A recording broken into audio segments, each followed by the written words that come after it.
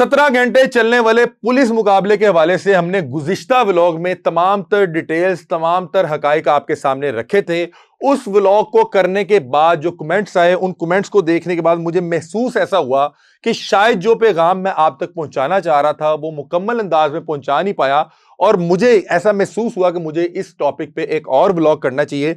आज के इस व्लॉग में पिछले व्लॉग में जो चीजें रह गई थी वो, और उस व्लॉग को करने के बाद मुझे किन किन अशखास की कॉल आई, अहले इलाका ने मेरे साथ क्या क्या डिटेल्स शेयर की, तमाम तर हकाइक, तमाम तर डिटेल्स आज के इस व्लॉग में इंशाल्लाह कोशिश करेंगे कि तफसीली अंदाज में आपके सामने रखें।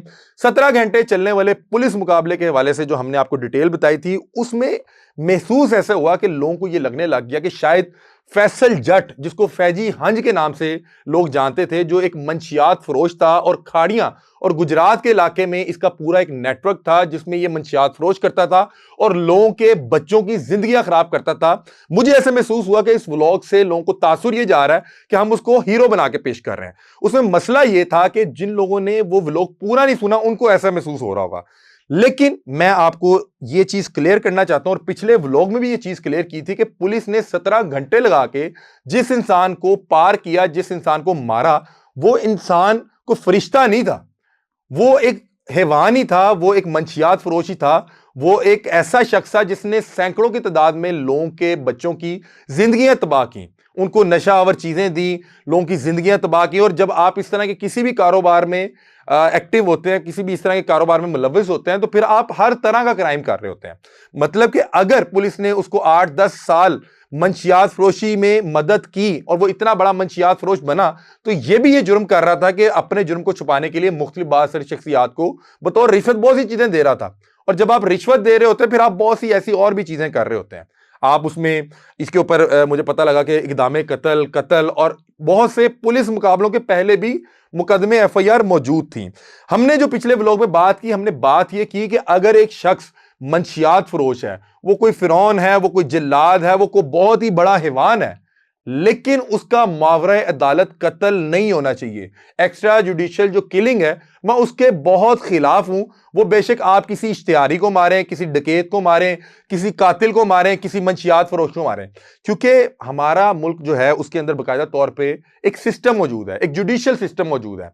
अगर आप किसी भी डकैत को, किसी भी कातिल को, किसी भी मंशियात फरोश को इस तरह से मावरा अदालत, बस खुद ही आपने फैसला कर लिया कि अब हमने इसको किसी तरह से पार करना है, तो फिर जो जुडिशियल सिस्टम है उस पर कौन एतबार करेगा? लोगों का इस सिस्टम से एतमाद उठता जाएगा। और मैं बारहा ये बात कहता हूं कि एक गैंग में और एक सिक्योरिटी फोर्स में फर्क होना चाहिए। अगर वो जो बदबख्त इंसान है, जो मंशियात फरोश है, वो अपने आप को कानून से बालातर समझते हुए लोगों में मंशियात भी तकसीम कर रहा है, लोगों के जो है बच्चों की जिंदगियां भी तबाह कर रहा है या किसी को कत्ल भी कर रहा है, तो अगर सिक्योरिटी फोर्स भी आके यही सब कुछ करे कि आके मावरा अदालत पर फैसला कर लिया कि हमने इसको पार करना है, तो उस मंशियात फरोश के गैंग और एक सिक्योरिटी फोर्स, उसमें क्या फर्क रहेगा? और फिर आपने जब उसको वहां से हलाक करने के बाद वहां पे हवाई फायर कर रहे हैं, आप मतलब कोई गैंग वॉर जीते हैं? मुझे तो यहां तक पता था कि जो सरकारी एहलकार होता है उसके पास जो वेपन होता है, जो उसका हथियार होता है और उसके अंदर जो बुलेट्स होती हैं, उसका तो उसको हिसाब देना पड़ता है। तो वो उस हिसाब में क्या लिखेगा कि वो मुकाबले के बाद मैंने 2 जो है राउंड वो मैं हवाई फायर चलाएं, ये लिखेगा? हमने पिछले प्रोग्राम में बात ये की कि पुलिस का जो रोल था वो, उस पर हमने बात की, उस पर तनकीद की कि 7-8 साल में वो इतना बड़ा मंशियात फरोश बन गया, वो इतना बड़ा गैंगस्टर बन गया कि उसके पास इतना असला मौजूद था कि वो 17 घंटे रियासत को चैलेंज करता रहा। पूरे जिले की पुलिस उसके घर के गिरदोनवा में मौजूद थी, 17 घंटे फायरिंग होती रही। उसके पास इतना असला वहां पे पहुंचा कैसे? वो 7-8 साल किस तरह से मंशियात बेचता रहा? 7-8 साल में वो पहले क्यों नहीं पकड़ा गया? और जब पहले पकड़ा गया तो कैसे बाहर आ गया? उसकी मुख्तलिफ सियासी शख्सियात के साथ कैसे तस्वीरें थी? होता क्या है कि जब ये एक्स्ट्रा जुडिशियल किलिंग का फैसला कर लिया जाता है या इस तरह के मुबैना पुलिस मुकाबलों का फैसला कर लिया जाता है, उससे होता यह है कि जो कल्प्रिट होता है वो मजलूम बन जाता है, और वो मरने के बाद बजाय के निशाने इबरत बने, वो लोगों के लिए एक हीरो बन जाता है। लोग उसकी मिसालें दे रहे होते हैं, लोग उसकी कही गई बातों पे जो है वो डब मैश कर रहे होते हैं, उसके ऊपर वीडियोस बना रहे होते हैं। आप देखें कि जो फैजी हंज है, उसने जो आखिर में वो जो उसकी एक ऑडियो वायरल है, उसको लोग जो है जिस तरह से शेयर कर रहे हैं, उस पर वीडियोस बना रहे हैं। और अभी इस टाइम देखें, मैंने उसके कमेंट देखे तो मुझे इतना अफसोस हुआ कि लोग फैजी हंज को एक हीरो के तौर पर ट्रीट कर रहे हैं। भाई पुलिस ने गलत किया वो एक और बात है, लेकिन जो वो खुद इंसान था वो भी एक मंशियात फरोश था, اس نے سینکڑوں بچوں کی زندگی تباہ کر دی. آپ سوچیں ایک منٹ کے لیے کہ آپ کا بچہ منشیات میں لگ جائے اسے ایک بندے کی وجہ سے. 8-9 سال میں اس نے کتنے لوگوں کو منشیات پہ لگایا ہوگا, یا اس کی بیچی کی منشیات کہاں کہاں تک نہیں گئی ہوگی. تو کیا ایسا بندہ جو آپ کے بچے کو منشیات پہ لگا دے تو آپ اس کے اس انداز میں جانے پہ خوش ہوں گے, آپ کو برا لگے گا؟ ہم بات کر رہے ہیں کہ یہاں پہ نظام انصاف موجود ہے, آپ خود فیصلہ کر کے اس انداز میں اس کو نہیں مار سکتے. اگر وہ سرنڈر کرنا چاہ رہا تھا تو آپ کو اس کو موقع دینا چاہیے تھا. اہل علاقہ کے مطابق اس کو اس چیز کا موقع نہیں دیا گیا. آپ نے 17 گھنٹے گولیاں چلانے کے بعد جب وہ وہاں پہ مر گئے, ہلاک ہو گئے, تو آپ نے ان کی ایف آئی آر انہی کے عزیزوں کے اوپر کاٹ دی. اور یہ ایک روایتی ایف آئی آر, ہر پولیس مقابلے کے بعد وہ احسن شاہ مرا تھا. ہوتا کیا ان ایف آئی آر سے, جب آپ اس طرح کسی بھی ملزم کو اس انداز میں ایلیمینیٹ کرتے ہیں اور کوئی پولیس مقابلہ مبینہ طور پہ ہو جاتا ہے اور اس کی پھر جو ایف آئی آر اس انداز میں مبینہ طور پہ لکھی جاتی ہے, تو اس سے وہ شخص جو ملزم ہوتا ہے, اس نے جرم کیے ہوتے ہیں, وہ منشیات فروش ہو, وہ قاتل ہو, اس نے کسی کی ریکی دی ہو, کوئی بھی معاملہ ہو, وہ ہیرو بن جاتا ہے, وہ مظلوم بن جاتا ہے. لوگ اس کو ہیرو کی طرح ٹریٹ کرنے لگ جاتے ہیں. احسن شاہ کے معاملے میں یہ ہوا کہ احسن شاہ کے پولیس مقابلے کے بعد ایک بہت بڑی تعداد میں لوگ احسن شاہ کا درد محسوس کرنے لگ گئے. ہم احسن شاہ کے حوالے سے کوئی بھی حقائق بھی رپورٹ کرتے تھے, لوگ سننے کو تیار نہیں تھے, کیونکہ آپ نے اس کو مظلوم بنا کے مار دیا. اسی انداز میں فیصل جٹ, جو خود کہتا تھا میں منشیات فروش ہوں, جس کا خاندان کہہ رہا ہے وہ منشیات فروش ہے, اور ساری دنیا ایک منشیات فروش کو ہیرو کی طرح ٹریٹ کر رہی ہے اور پولیس کو برا بھلا کہہ رہی ہے. کیوں؟ کہ آپ نے اس کو نشان عبرت نہیں بنایا, آپ نے اس کو امر کر دیا, آپ نے اس کو ہیرو بنا دیا. اس لیے میں لاسٹ پروگرام میں آپ پہ تنقید کر رہا تھا کہ آپ نے 17 گھنٹے آپ نے گولیاں چلائی, تو اس کے بعد کریڈٹ لیں کہ ہم نے ایک منشیات فروش مارا ہے, ہم نے وہ شخص مارا ہے جس نے ایک اہلکار کو شہید کیا تھا. آپ وہاں پہ کیا کہہ رہے ہیں کہ نہیں جی 26 لوگ تھے اور اس میں انہی کے رشتہ داروں کو نامزد کر دیا. پھر آپ وہاں پہ بتا رہے ہیں کہ اس پولیس مقابلے سے پہلے ان لوگوں نے وہاں پہ اسی کا کوئی ڈیرا تھا, کوئی گھر تھا, وہاں پہ جو ریڈ کی, وہاں سے بھینسیں اٹھا کے لے گئے, ان گھروں کو جلا دیا. تو اگر کوئی شخص منشیات فروش ہے, قاتل ہے, ڈکیت ہے, چور ہے, شرابی ہے, زانی ہے, کوئی بھی ہے, اپنے کیے گئے گناہوں کا وہ ذمہ دار خود ہے. اس کے کیے گئے گناہوں کا ذمہ دار اس کا کوئی بھائی بہن, بیٹا, بیوی, ماں باپ نہیں ہو سکتے. اور میں آئی جی صاحب سے درخواست یہ کروں گا, میں آپ کے آگے ہاتھ جوڑ لیتا ہوں کہ اپنے جو جوان ہیں, پنجاب پولیس کے جو شیر ہیں, ہم تو یہی شیر سمجھتے ہیں, شیر کی وردی ہے, ان کو بلا کے سمجھائیں. ان کو یہ سمجھانا بڑا ضروری ہے کہ کوئی بھی ملزم جو ہے, اس کی ماں, بہن, بیٹی, بیٹا, باپ, بھائی اس کا شریک جرم نہیں ہے اگر اس کا کسی قسم کا کوئی رول نہیں ہے.